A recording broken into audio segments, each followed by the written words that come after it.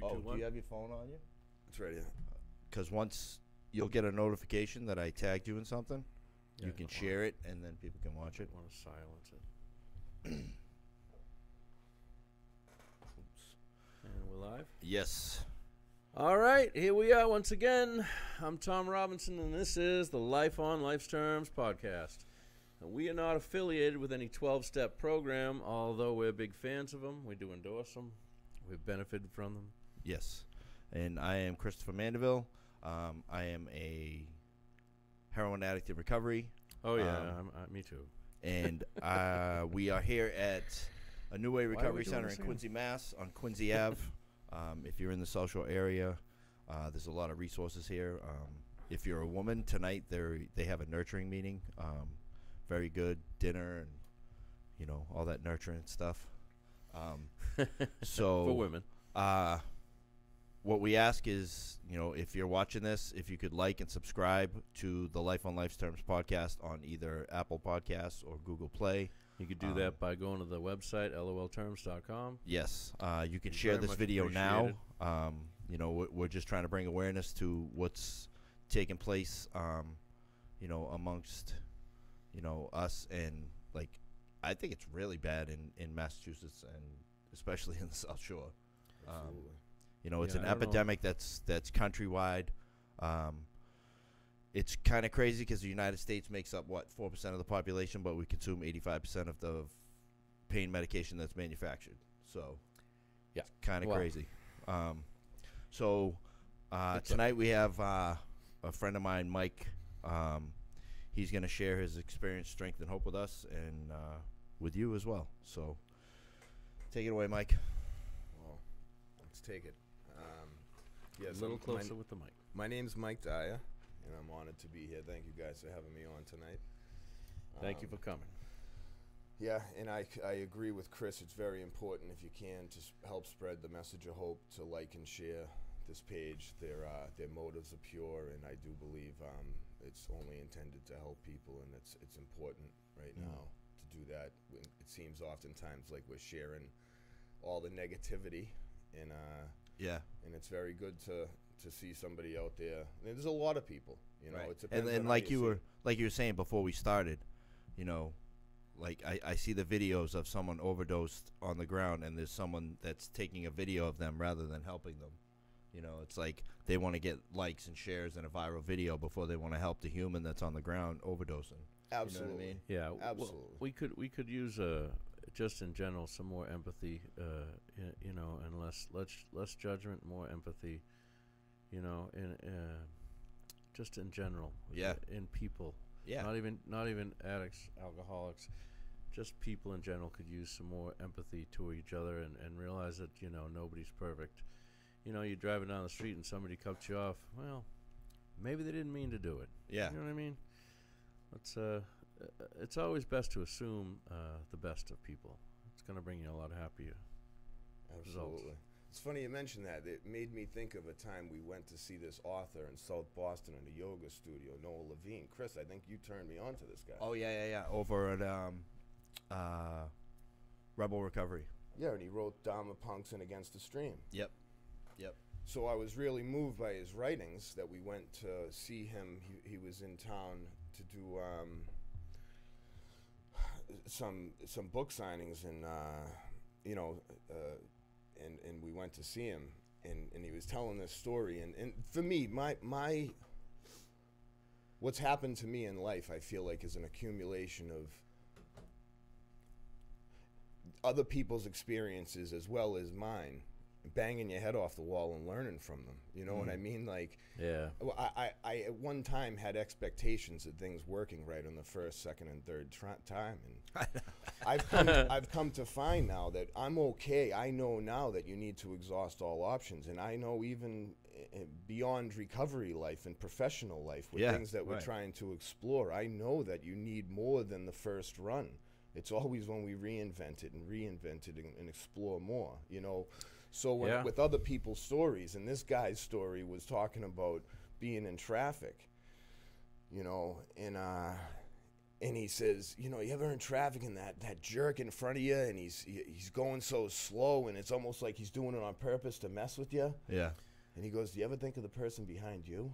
And I was like, whoa. I know, right? And it made me think of That's it when you pretty just good. said the thing about you know, Cutting them up. Somebody cutting you off. everybody's filming everybody to try and, hey, he's a really nice guy, and that's not the altruistic plane that I'm trying to live on. And it's funny because I think I've come to find that we're all so much more of the same than we've ever come to realize. And when I say we, I speak for myself, but I once would wait till everybody was looking to pick the trash up off the ground, so everybody would go, wow, that Mikey's a nice guy. Absolutely. You know what I mean? But like at the interim house I was at in 2006, and I remember they still have this thing on the mirror today in the kitchen, and it says, where's your program at when the eyes aren't on you? Absolutely. You know, and it's Yeah. taken me years and years of going in through this process over and over. And this time, why did it work? If I could define and tell you why, we could subscribe it to everybody. And Right. we know that there isn't a Right. cookie cutter way to do this.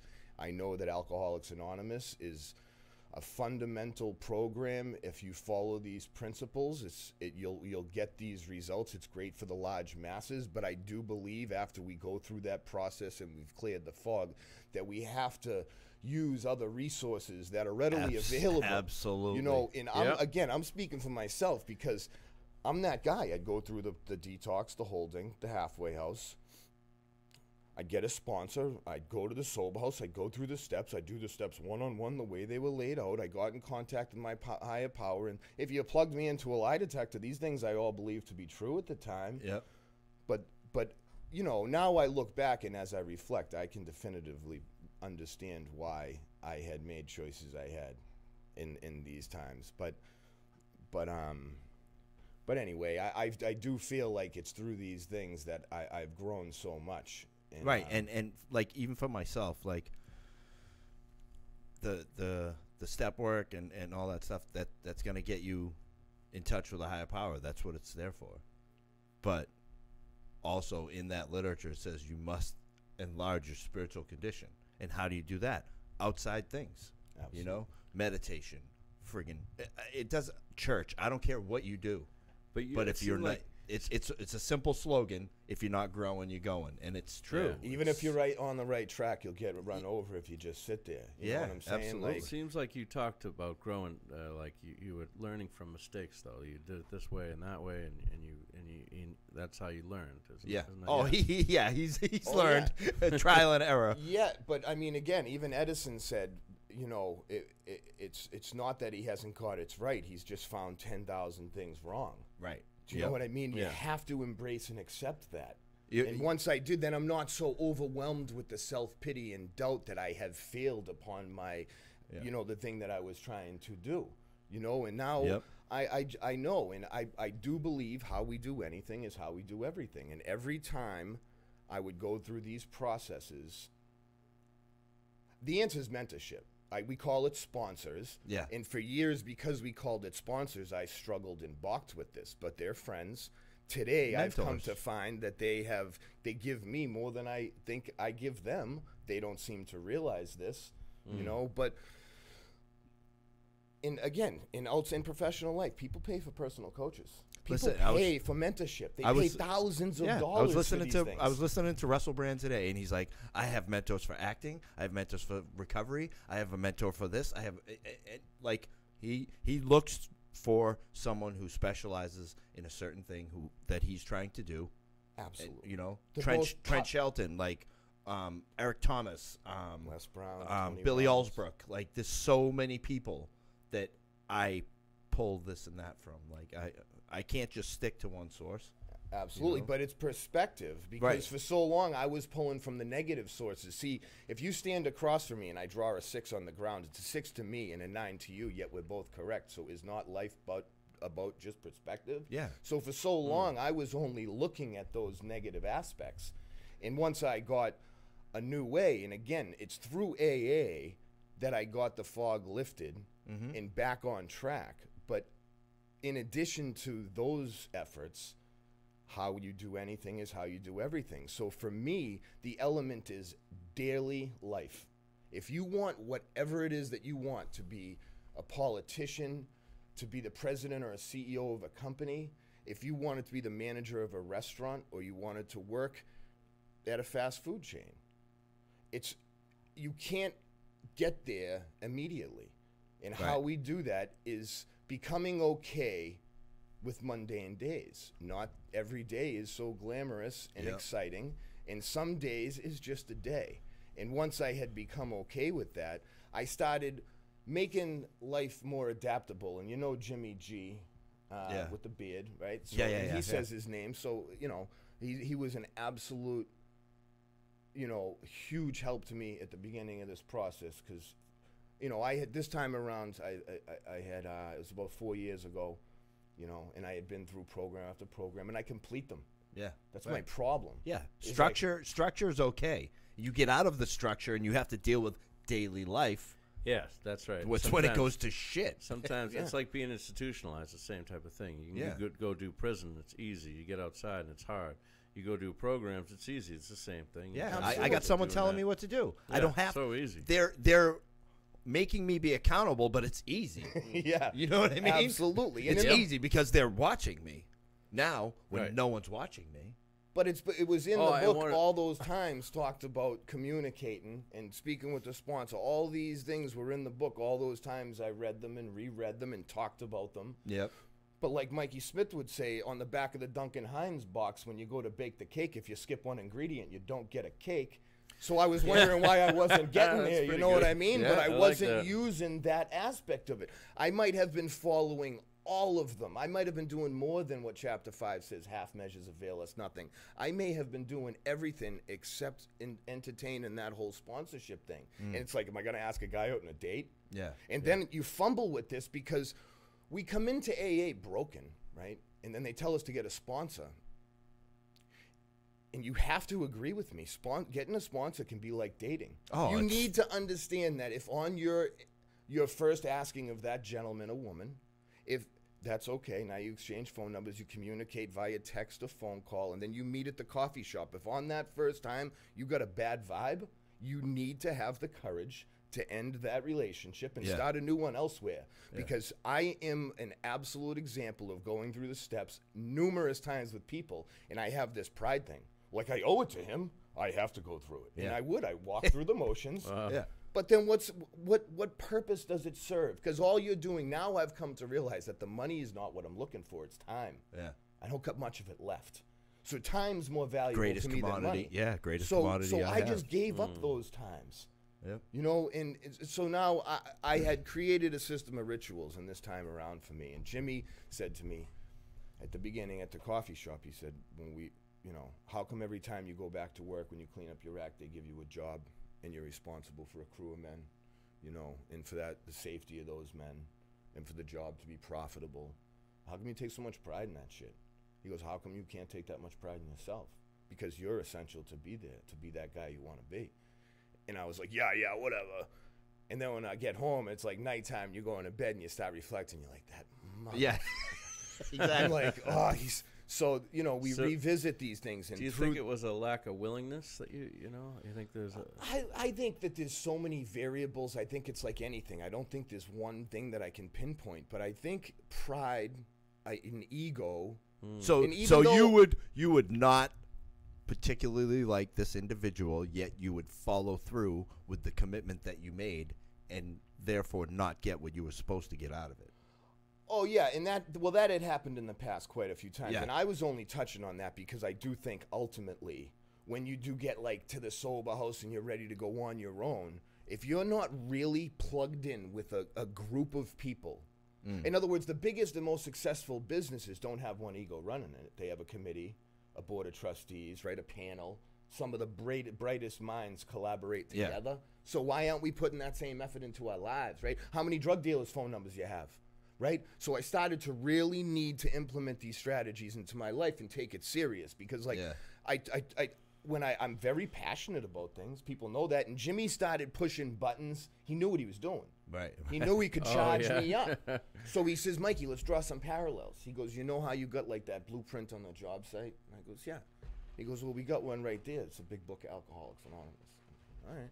That's pretty good. And then he says, you got your sponsor, you got your engineer, So, he started drawing parallels. What he was trying to do, and this is what how I use this application in a lot of things that I'm reluctant to do, is I try to make it a way of life. I try to make a lifestyle out of it. In other words, if it's essential that I participate in these things, I can't have it be such a gruesome thing to go through. Oh, I don't want to go to a meeting tonight. You know what I mean? That's the thing. Oh, I don't want to go to the gym. You make it a lifestyle. Yeah. Absolutely. So that's what he started to try and gas me up by drawing some parallels about something. He made it attractive to you and interesting to you because he equated it to something that you are passionate about, your work, and business. The other factor is, for 10 years prior, I had been plugged into a network with you guys, right? So and this is important. The failure is not in falling down; it's in not getting back up. So, yes, I kept coming back around. And at the beginning, my first bout with sobriety, I had gotten a couple of years sober, and I'd see the guys that we won't mention them, but we can all think of a few that would just like endlessly come to meetings wrecked, and I'd be like, "Why would you come here high?" I'd be like, "Why don't you go somewhere else? Like, why would you want to?" But I've been there. I've gone high. I became that guy. Yeah. Like, even though I needed the medicine to get off E, I knew where my heart wanted to be. Yeah. I didn't enjoy being the man that I had become, and I wanted what you had, so I started doing, coming around and becoming that guy. So Jimmy had a history of me, and he knew, what I was about and some of the things that could get me to rock. I'm telling you, sometimes that's the best way to be sponsored. Because if I like to work with guys that I know their story, because I can read something and say, hey, do you remember when you did this? Absolutely. Well, that's what they're talking about right there. And they're like, oh, yeah. Right. Yeah, so again, fall back to the sponsorship thing, because I can't imagine I'm the only guy that ever had this be such an obstacle in recovery, because it's an essential element. Sure, yeah. It's an essential element. It's told to us numerous times in the literature, right? And yet I struggled with this. Now, again, we talked about in professionalism, you'd have coaches and mentors. So I needed to explore this. So this is where I was at last time. I'm at like my dealer's house or a friend's house. Everybody knows the guy. So I'm at like a buddy who has the guy that comes all the time. And I'm there. And I'm stuck. And it's like the holidays. And I'm in that spot where I'm hopeless. I mean, I'm like, it's the 5th holiday season. I've done this to my poor mother. I'm not going to get emotional. And I'm broken, right? And I'm broken, and I'm there again. It's not like this was my first try, and I'm like, I have been doing this for years, torturing everybody that has my last name and that cares about me. And people have been telling me I'm going to die, you know what I mean? And I was like, bring it. Like, maybe it would like soften the blow here. I don't need to deal with all of this depression in my head, all the noise, the voices, Yeah, and that's what you don't see the devastation that you cause around you, the people who love you, Yeah, absolutely. We don't see we see what's in front of us. We don't see what's behind us. When I was relapsing my last run, basically beginning to go on my last run. And, I was living with my aunt and uncle who just lost his son. One thing that struck me big time was he said, it just brought it real. You know what I mean? He says, well, who's going to pay for your funeral? You ever think of that? Your father can't afford to pay for it. Your mother's got nothing. She ain't going to pay for it. That's $10,000. Who's going to come up with that money? I was like, you know what I mean? It's real. Truth. Absolutely. Yeah, exactly. You got to look at things like that sometimes, and it's hard to do, especially when you're in the shit. But excuse me. You get those brief moments. Yeah, that was just like a moment of like clarity. I don't know if it's clarity, but it was just like, whoa. You know what I mean? Yeah. So 4 years ago, we're in Quincy. We're roaming the streets, and I still had some dough when I was out there. In my head, it was always like the money was the answer. Yeah. So in my head, I still had money, but there was always about 3 weeks before I made this decision. Eddie C. Yeah. He says, Mike, I've been watching you for a long time. And he goes, you have this resiliency about you. And he says, "You're going to live." I go, "Huh?" I'm like deer in the headlights. I'm like, "Huh?" He goes, "You're going to live." He goes, "You ever see that guy walking around with the backpack and the camo, 65 years old, long hair, beard, strung out? You're going to live." And again, just like every other conversation, I yar him or whatever. I give him, good one. Yeah. And then I walk away, and I'm like, wow. Yeah. I do not want to live Because you've seen like that guy. And now, and I look up to him too. And I mean, now it's compounded with all these other elements, these variables I speak of that I have, built up inside me. And I'm like a pressure cooker. I'm going to blow one way or another. Yeah. It's which way are you going to direct the sail? You know what I mean? Yeah. I'm flying no matter what. So at this point, I'm like, I'm out there and it's cold out, and I remember picking up the phone and calling this kid that was into like real Christian stuff in this group that I'm in, Savin Hill at the time, and I wasn't a big church guy. Yep. But for some reason, this is where I believe I had been intervened. Like I'm not sure. I do believe there's something out there, because on my own doing, I wasn't able to get there. But I picked that phone up and called this guy probably for one of the first times ever, and he talked me off that proverbial ledge. It gave me the courage to call my kid sister. And this time, I had like a half a Suboxone. I had the dough to do more stuff or to get more Suboxones. I just knew me. And I remembered, like, when I was at this turning point, I remembered all those times that I told myself I was so sick, and then I ate like a quarter of a Suboxone and I was not sick. And like all those times I had to have 3 Suboxones to get off E. Like, I sold myself this stuff for so long. But I knew inside I was lying to myself the whole time for the longest time. So, I knew I didn't need more than a half. And I'm living proof off of a screamer, one that could hurt a lot of people. And, I don't bother telling all the stories because more than likely you probably wouldn't believe them. And I know when I hear other people's outrageous stories, I'm like, I don't know, you're a storyteller. And that's why I choose today to be more about the solution. Again, my whole lifestyle has changed. At one time when it was medallion time, I'd round up the masses. Hey, come celebrate me, look at me. I'd tell you I was going to get sober and open up halfway houses, and I had all these aspirations. And this time around, I got more private about things. In other words, I truly believe. I'll show you the proof. I don't need, unless you're walking this journey with me, I don't need your validation anymore. But for so long, I needed people to say, you're handsome. Oh, I see a lot in you. You have potential. And what is this potential you speak of? Because I can't seem to find it. So like all of this stuff, the problems and the solutions were in me. But I had to take a good look at the man in the looking glass. And for so long, I wanted to spit when I was brushing my teeth. I'd be walking to the job site, and I could see the reflection of the high-rise building. It's like a mirror, and I'd look over, and I'd be like, who's that gremlin? And it was me. You know what I mean? I'm like, I'd cross the street to get away from me. You know what I mean? Right. So, and I'd also beat up a guy that treated me the way I treated myself.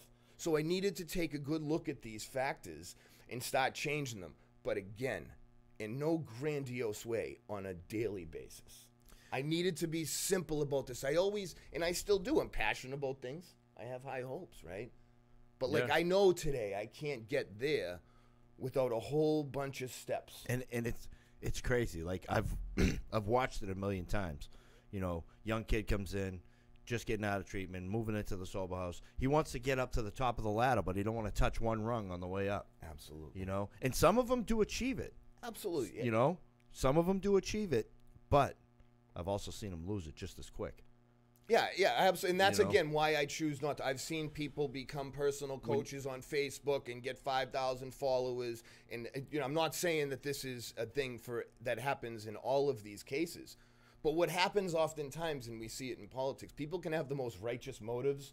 And now you got 5,000 people messaging you, maybe some cute girls. Maybe you're human. Yeah. You want all of that. Do you know what I mean? So maybe, and I see people stray and then fall off. And that's why I know what I want to do with my life. I want to help others. And if there's anything that's the reason I'm here is because in my last year, I hadn't been that active in going to meetings. And I sponsor a couple guys. And these couple guys have showed me that what I do as far as working on my own recovery is mere. It's tiny. Yeah. These guys all of the suggestions I give them, they do it, and it blows my mind because guys have been giving me suggestions for years, and I'm like, yeah, I'll do that. Yeah, You know what I mean? But like these guys are doing it, and the funny part is, not the funny part, this is the realistic part. I wasn't doing the shit. I was yarring you to death, and I wasn't getting the results, right? I'm wondering why I'm Jack in a Burger King bathroom. Yeah, you know what I mean? Yeah. Like, and this kid's doing it, and he's getting results, and I'm like, wow. Do you know what I mean? So that's what I mean. Work. We draw more sometimes from the guys we help, and isn't that yet our insurance policy to stay sober? It's huge. To help another alcoholic on a daily basis. Well, I think that it's real simple as far as liking yourself, because you can't like yourself if you're doing shitbag things all the time. If you do something that is worthy of respect yourself for it, and you just put the next one on top of that one. And after a while, you become someone who you respect. You know what I mean? And that's how it was for me. I started to like myself a little bit. I started to realize that I was a pretty good guy because I was acting myself into right thinking. Exactly. You know I agree with you. You can't think yourself into right acting, but you can act yourself into right thinking. But the acting takes a little time. Yeah. You just got to give time. Act as if someone's always watching, no matter what. Yeah. You know? My father used to say that to me, and he's not in recovery, but when I first came back around this time, he goes, Mike, just pretend there's a camera on you at all times. It's true. And I'd be like, well, it's a little extreme, but Dad, it holds you accountable. But when I started, I'd be reminded during my actions of my father and I's conversation a few years ago when he first said it to me, and then I'm like, when I do something, I'd be like, no, pick that thing up. You know what I mean? I started talking to myself about it. I mean, in psych, we do it. It's science. We talk to ourselves. That's why I love this open mic situation here. So since you just said that, it makes me think about loving yourself, right? Let's talk about that for a minute. You know, and this is something else that I had failed to do, and I see so many others be way too hard on yourself. You know what I mean? You got to remember that this is the willingness alone.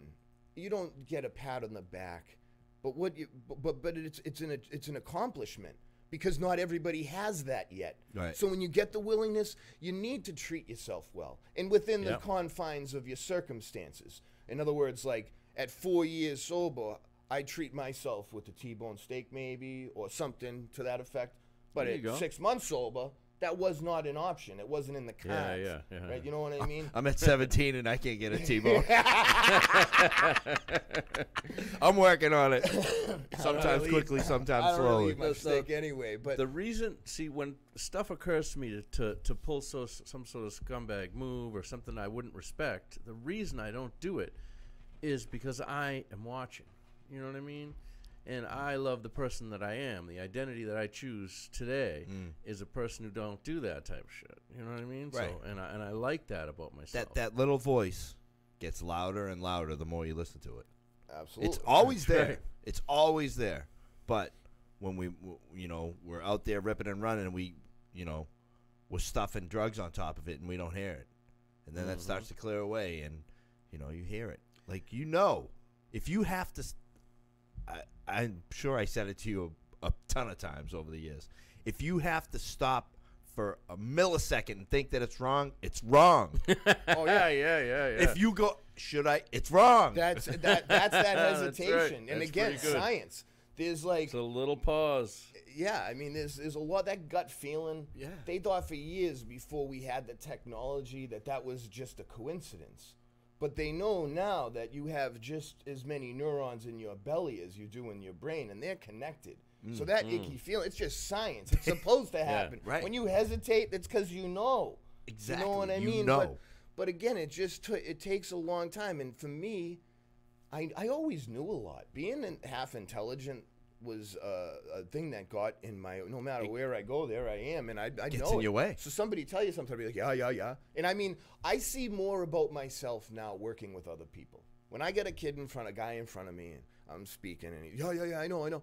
I'm thinking like, well, how after you know? I haven't finished talking yet. You know what I mean? Yeah. Like, but yet I was once that guy. I know. You know what I mean? So you got to kind of. So, but it Seek first builds to up understand, more then to to my be understood. foundation because it reinforces that thing inside me that once told me I don't want to do that anymore, behave that way, and now I'm stronger in behaving that way because I see how non-appealing it looks when someone else behaves that way. And then ultimately, I had all my information receptors shut off. So people be telling me shit, and if you know, then you don't look. So now I have such an open mind about things. If we discuss something that seems of interest, more than likely I'm going to go home and do a little homework on it. I'm going to start looking it up. You know what I mean? I'm going to see where the sources come from. I want to see if this information I believe is to be valid.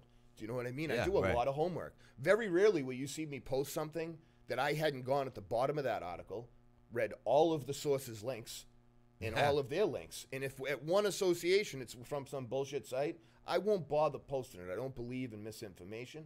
I believe that I see so many times that today Facebook's making something thing and they're going to have rights to all your pictures if you don't. Trust me. I talked to my lawyer and they're copying and sharing all these things. There's an algorithm. Only 25 of my friends see my post, yet they have a post yesterday with 120 likes. So how's that possible? Do you know what I mean? Like, do you know what I mean? And how would, if all we do on Facebook is copy and share, how would copy and sharing a post be the thing that's going to change the algorithm if that's all we do is copy and share posts? Like, so we spreading mass information with no research, and like you read the article heading, and before you read the article, you share it because the heading had some cool thing in it. Clickbait. Yeah, that's clickbait. That's a problem. So again, like I just think that it's very important, and for me anyway, that I do homework on the things that I believe in. And again, I'm passionate about a lot of things. So it's funny. I fell into that trap. I'll read the headline, be like, oh, wow, that sounds like a good article. Click on it, like, that article has nothing to do with the hell it says on the headline, and I'm ready to share it. Yeah, and now it's like, no. And this is a disease, this social media thing. I mean, you see some of these guys, I know you watch the videos I watch, and I mean, you'll see some of these guys that Simon Sinek does an awesome one talking about like the science behind what happens to you when you're looking at that white screen and how often we look at it. And beyond the data could potentially be going through your brain wirelessly that you can't see. Besides those things, it's taking all my time. It's taking my time right now. Listen. Are you guilty of this? I scroll to the bottom and then there's a dot like you can't scroll no more. And then I hit the back button in the most recent and I do it again. And I'm starting to reread the same posts. I'm addicted to this bullshit Facebook. Listen, I watch my daughter. I limit her screen time. As soon as I go to take that phone away, she's a different kid. Or the tablet. It's like, all right, you're going to get an hour.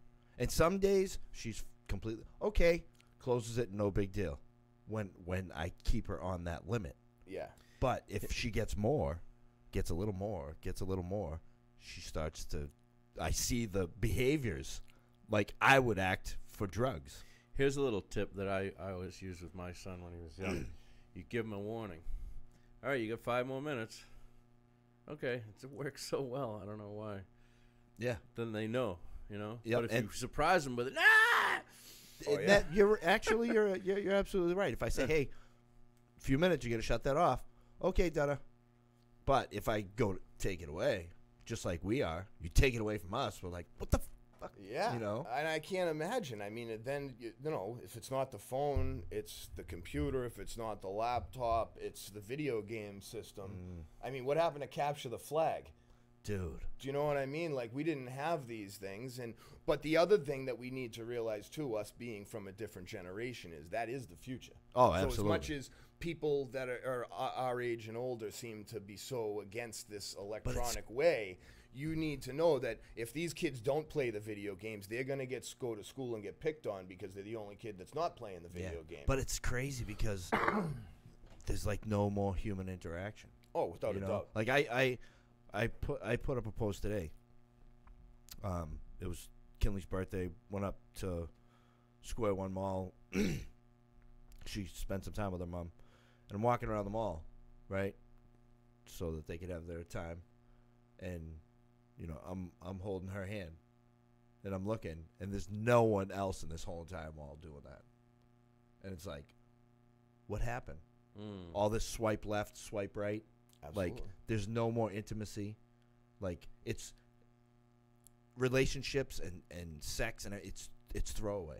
Well, that's what Just I like mean. everything It's else in this communication, culture. isn't it? That's No what I mean about the communication. sponsorship thing. Yeah. Even and on all aspects in life, it seems that we fail or falter. It seems to be the ill communication.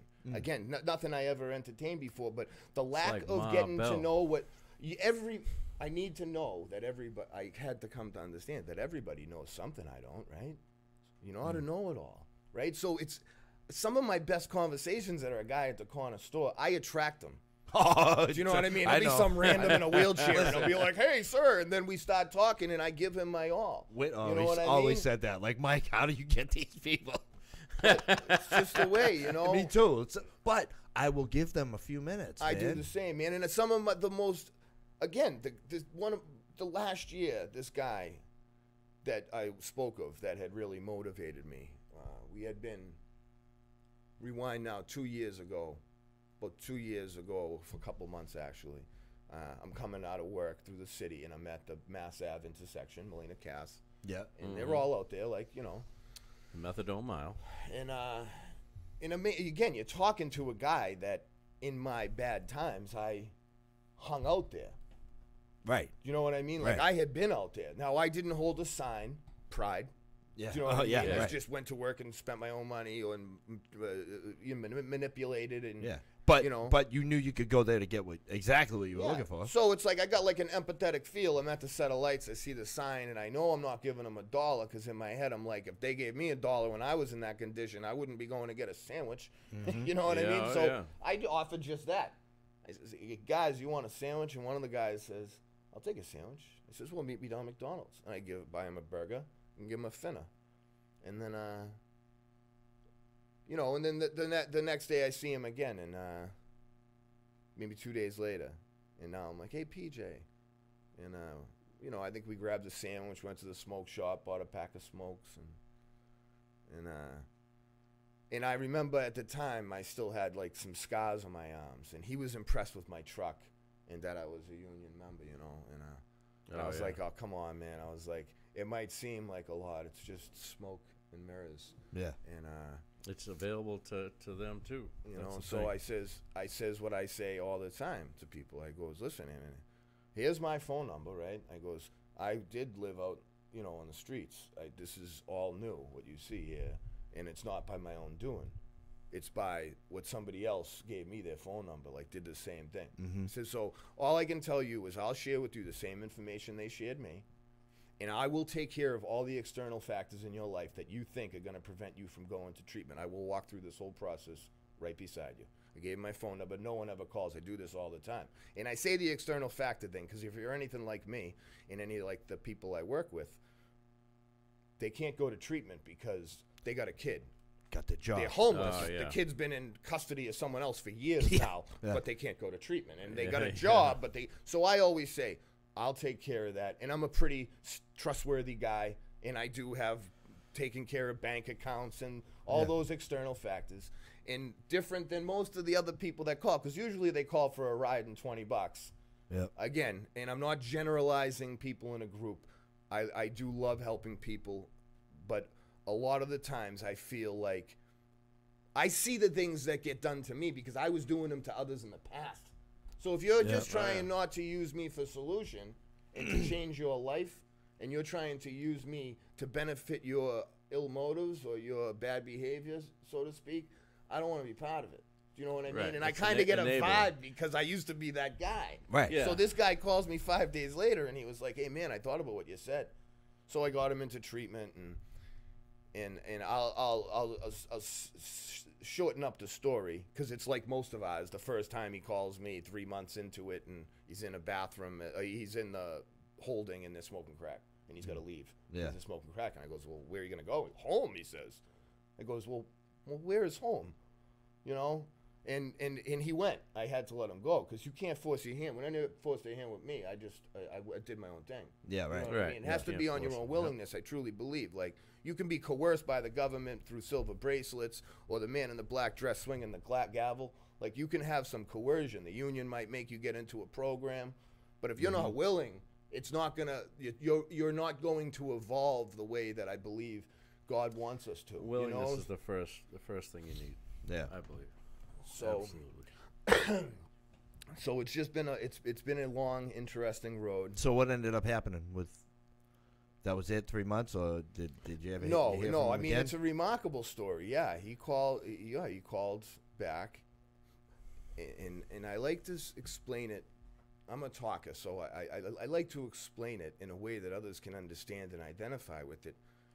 It took him like a week to call because he was in there and he was like, "This is the only guy that's ever helped me. Yeah. I burnt him." Like, he didn't burn me, man. You burnt yourself. Like, I'm still here going to work. I mean, that's the moral of the story of the big books of Alcoholics Anonymous. After he helped scores of people, he says, Lois, no one stayed sober. And he says, Bill, you're missing the point here. Yeah, You know what I mean? And that's Yeah, the insurance yeah. policy on staying sober. It Yeah. doesn't have to be helping an addict. You can be helping someone cross the street. Anybody. When I'm at work, this is what Jimmy Green did. He really helped me draw passion into this. And he says, when and here's one of my things. When we're at work and I see a guy, an apprentice down there struggling with something, I don't do this number. You know what I mean? I go down and help him. Or go, hey, check him out. Yeah, we don't Yeah, make fun of them. yeah. We go, it's a brotherhood, man. We go help. We teach, we mentor. You know what I mean? So why wouldn't we be doing that in other facets of our lives? So Yeah. so anyway, he called me back finally and told me that he wanted another opportunity to get into treatment. So that day I got him in treatment, and we go through the process, and it was a tough one for him. It was the wrong time of year, so he got held up in there for a long time. He got cancer, and it was on his skin, and he went to the doctor and got that stuff taken care of over the course of a long period of time. Quitting time. I would have quit in those conditions.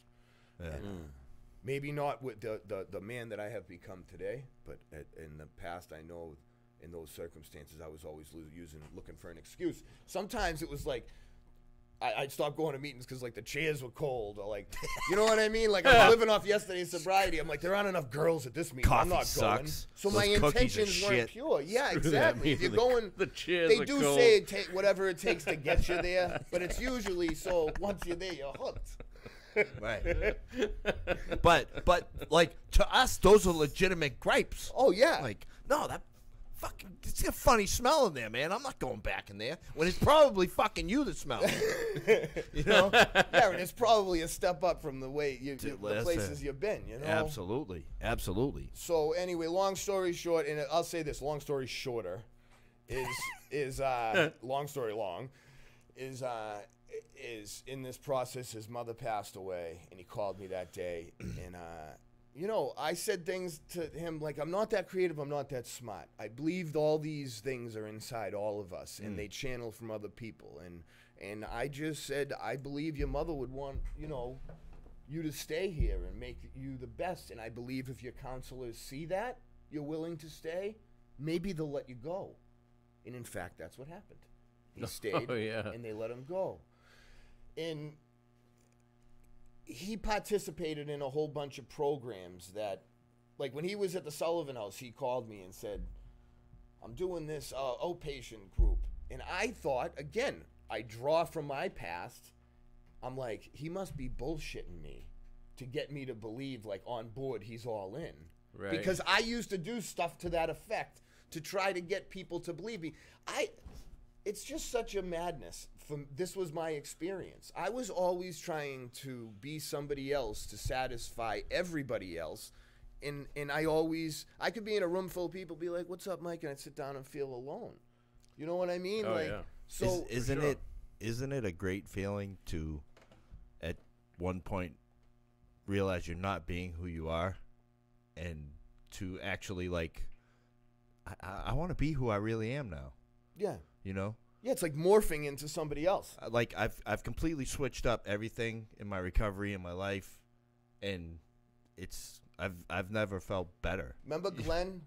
Yeah, My Bob Marley Glenn, Yeah. right? All right. I'm not doing last names, even though these guys all use their last names. But they, he used to say, if you want to know how somebody really is, ask their wife.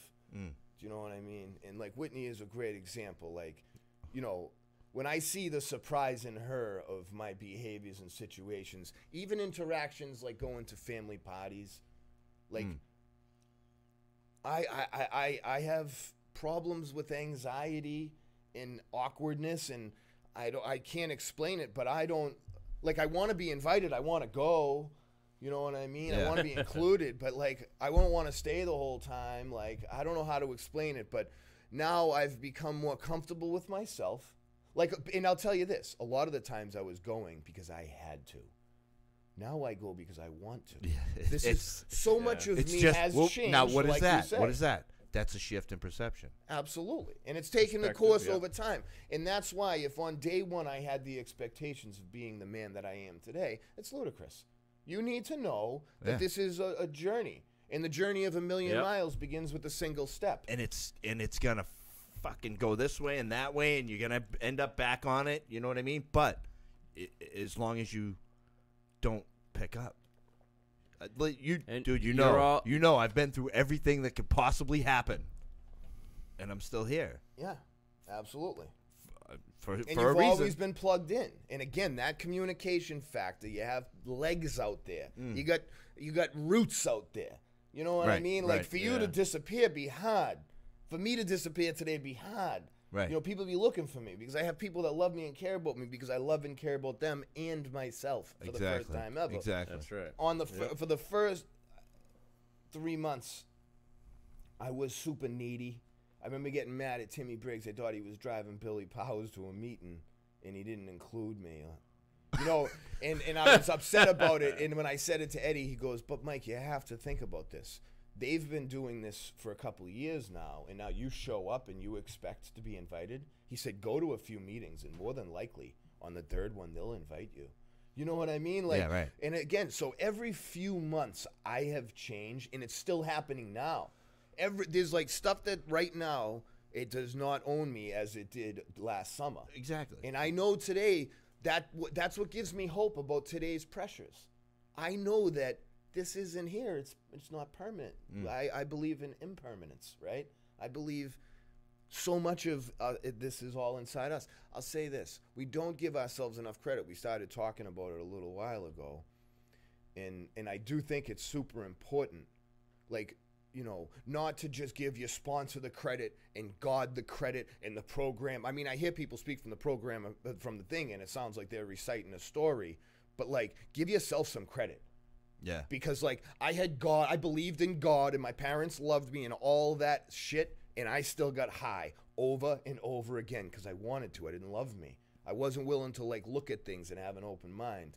So, like, that's why I choose to believe these daily rituals that I keep speaking of, what we do on a daily basis, how we do anything is how we do everything. So I got the fog lifted, right?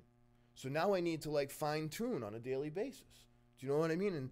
And in the Far East, they have this seed, and it's a real hard seed, and it's the bamboo seed, all right, the Chinese bamboo seed, all right, and they plant it in the soil, and they got to water and fertilize this, and they have to do it every day. If they skip a couple days, the seed will dry and die.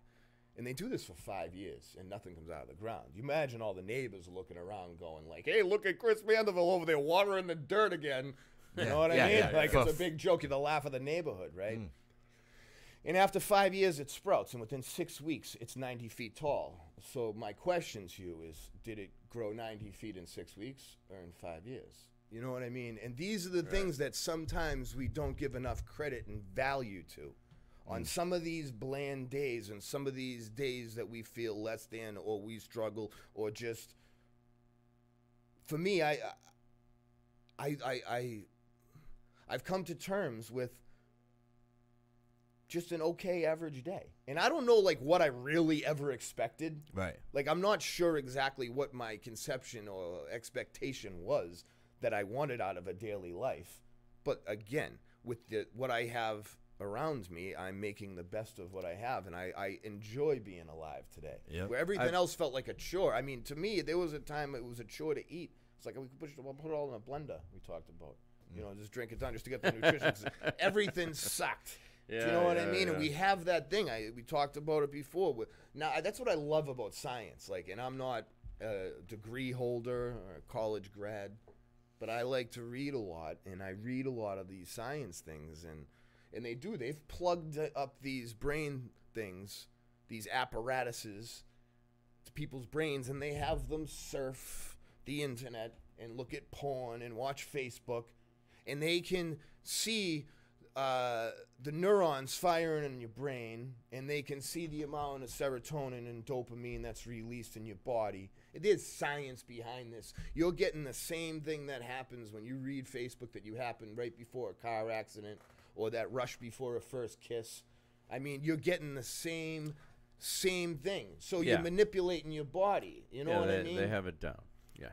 So it is very interesting to me. Like when you put that into perspective and you start to think, well, maybe I should put the phone down. You know what I mean? Right. To touch on what you were talking about before, I've heard it said, and I forget who said it. It might have been Tony Robbins, I think, or something. But most people overestimate what they can get done in a year. Tony Robbins. Most people underestimate what they can get done in a decade. Absolutely. You know, so if you just put one foot in the front of another over time, give time, and you get there. Yeah, because there's got to be failures. You know, like you were talking earlier. Imagine if people gave up after their first failure. We wouldn't have shit. Look at the. You wouldn't have speaking YouTube, of literature, Uber, Airbnb, SpaceX. All of these companies Amazon had failed. Oh, Jeff Bezos failed numerous times. You know, and again, but was his vision?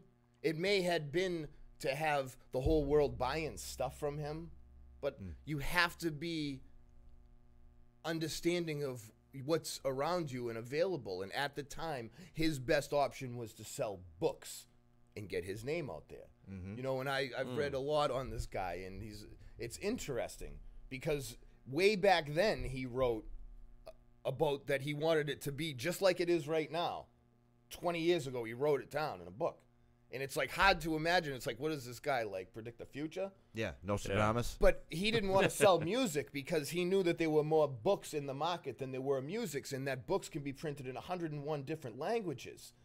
You know, and he knew that books were going to go to PDF file, and he could sell the hard copy or the electronic version. Like, this guy had vision.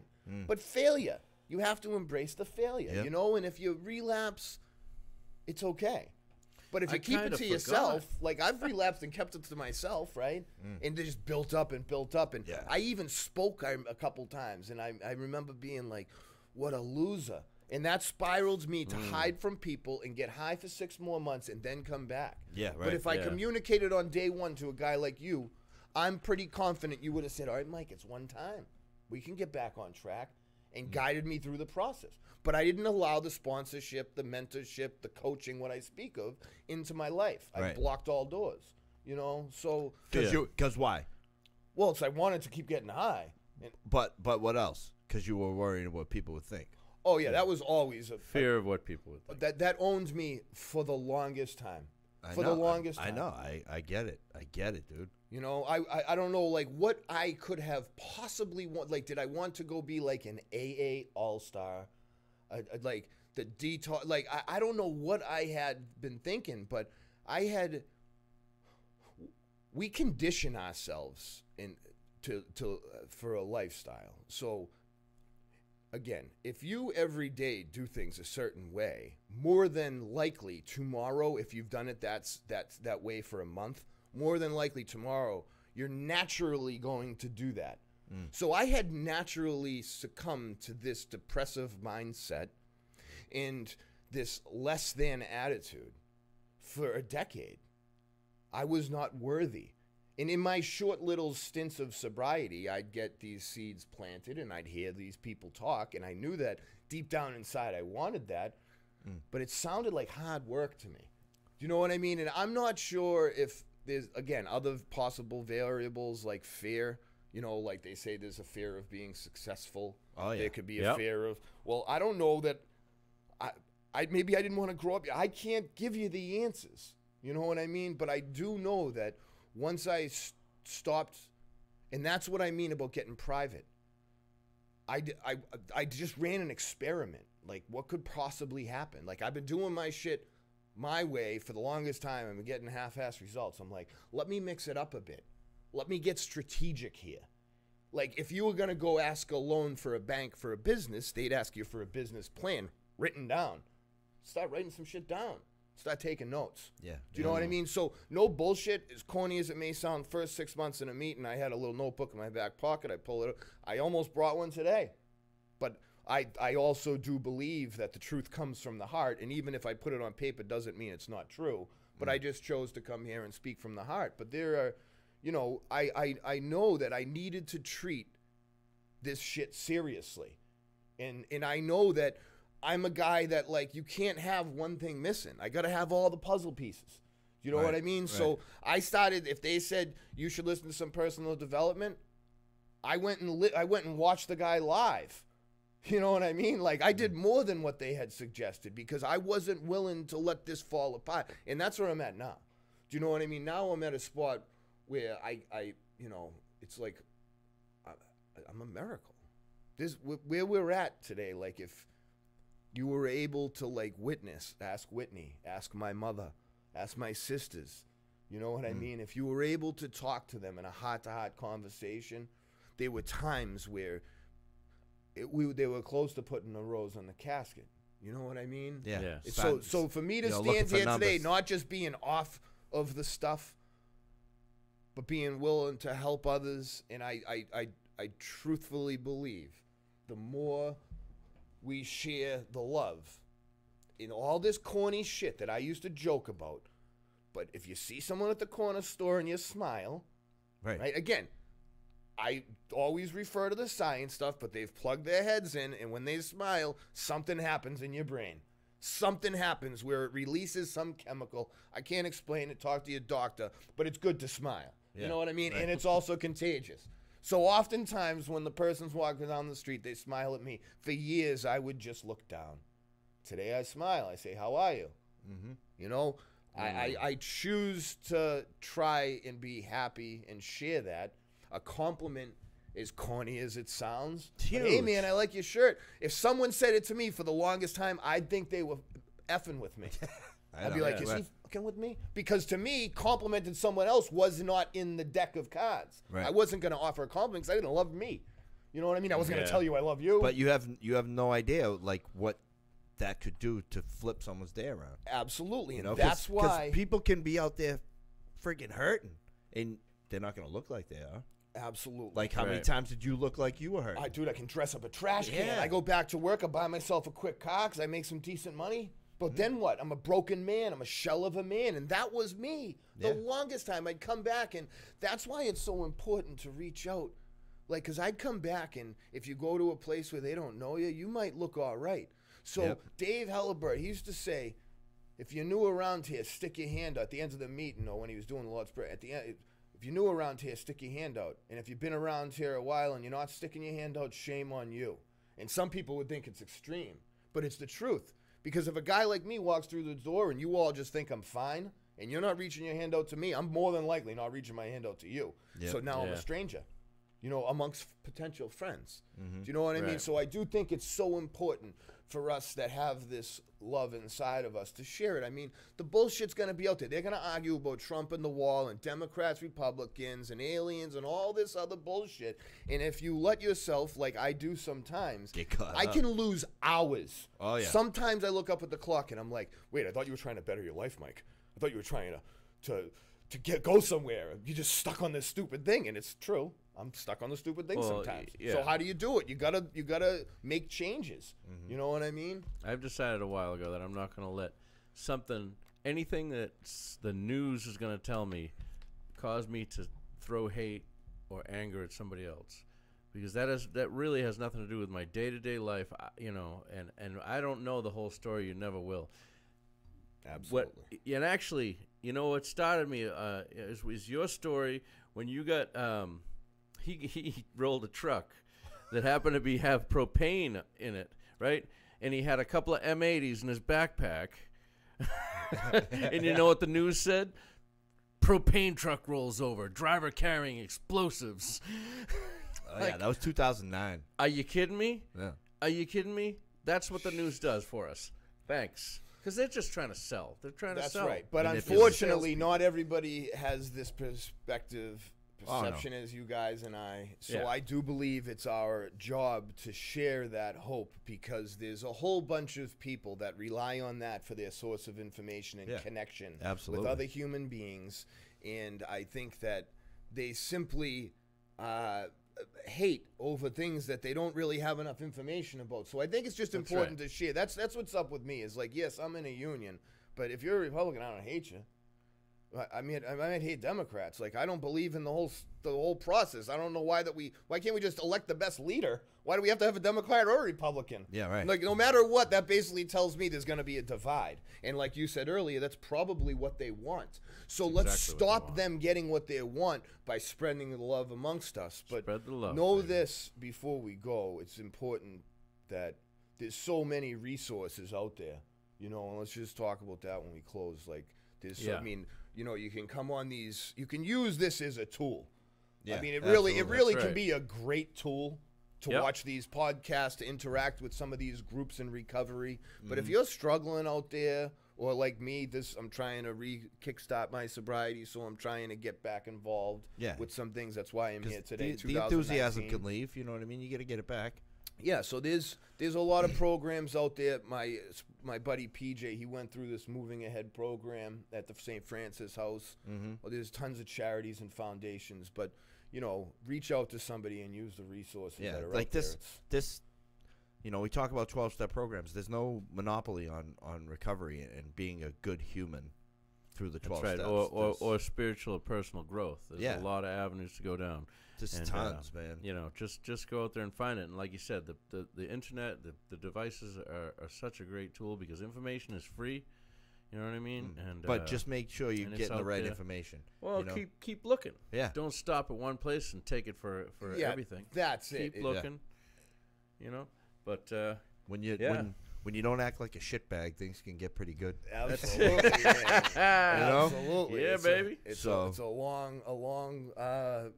long way from where we've been. That's for goddamn sure. Judge know? not, Crazy. lest you be judged. Yep. Absolutely. All right. So All right. LOLTerms.com. Like, subscribe, share. Share, please. It's free. Yep, it's free. It's free. We do it for free. This is free. Just trying to spread some awareness and spread some love. And we like it. Yeah. It's all good. It's all good. All right, thanks, Thank you for everybody. having me. Thanks, guys. Thanks, guys. Peace. Bye.